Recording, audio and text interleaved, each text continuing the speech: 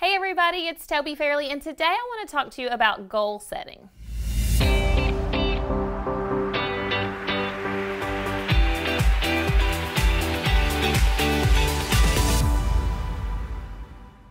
So I'm the kind of overachiever, like major overachiever, who always had a whole bunch of goals, 10 goals, 20 goals, 30 goals. I mean, you know what I mean, right? Raise your hand if you're that person who always had way too many goals, more than you could actually achieve in a year. So what I found was the more goals I had, the less I actually achieved. And I'd get to the end of the year and I might have 50%, 60%, maybe 70% of my goal achieved. And I looked really successful, definitely on paper and to the world, but it was frustrating because I would never be able to cross those things off my list or really fully realize the results financially or personally, whatever it was that I was trying to achieve.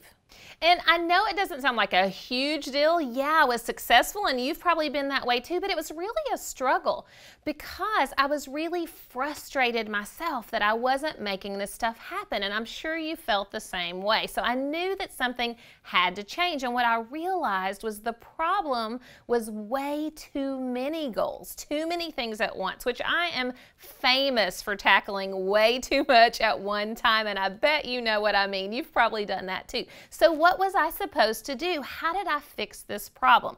Well, I decided to go with the idea of one key goal at a time.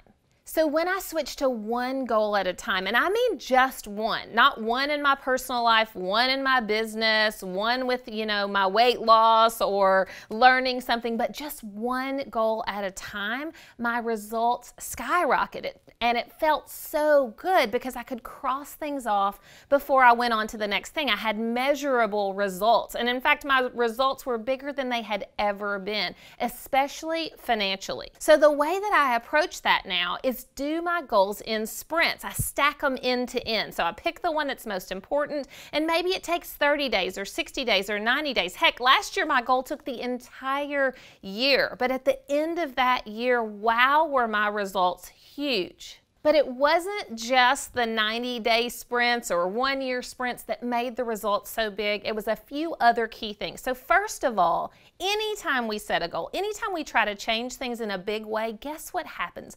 Our mind brings up all of these thoughts, especially negative thoughts, that can often derail us from our goals. And those are called obstacle thoughts. And so you want to think ahead of time. What's going to come up? When I try to accomplish this big thing, what's going to happen? My mind is going to tell me this is the worst idea you've ever had. This is not going to work. Why are you trying to do this? And what I want you to know is that happens to all of us. It definitely happens to me. Every time I go for something really big, the bigger the goal, the bigger the obstacle thoughts.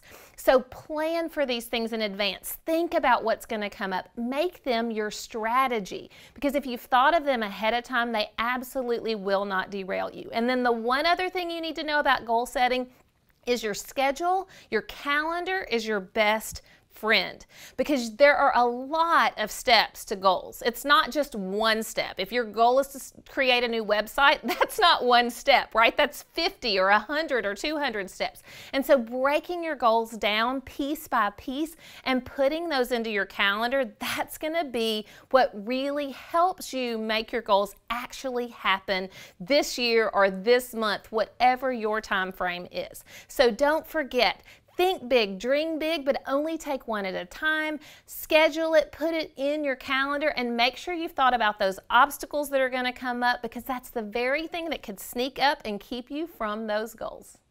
So let me tell you what happened when I really started taking just one goal at a time for me. So last year, my entire goal for the whole year was to launch my new online coaching program, DesignYou. And I knew it would be a big undertaking. But in the past, when I tried something new like this, it was sort of like a side gig. I could keep all my design business going or whatever else I had going. And I thought, yeah, I'll have time to do that on the side. Well, I knew that that was not going to happen this time. So I cleared the way for this goal. I wrapped up some projects ahead of time with my design side of my business, and so I made room for it, and y'all, it blew my mind. I have far exceeded my goals for the year. I didn't just meet them, I blew them out of the water, and I give credit to that because I focused just on this one thing.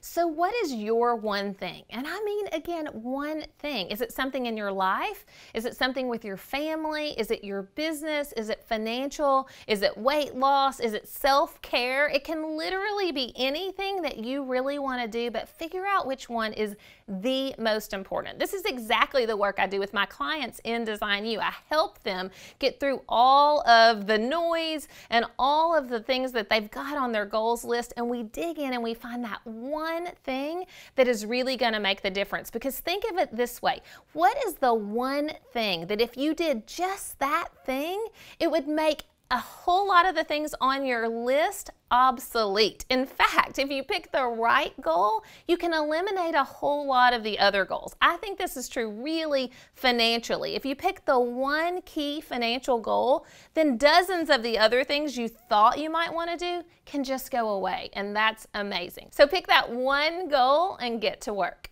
So if you want to know more about my DesignYou coaching program, check out the link below, and thanks so much for watching the show.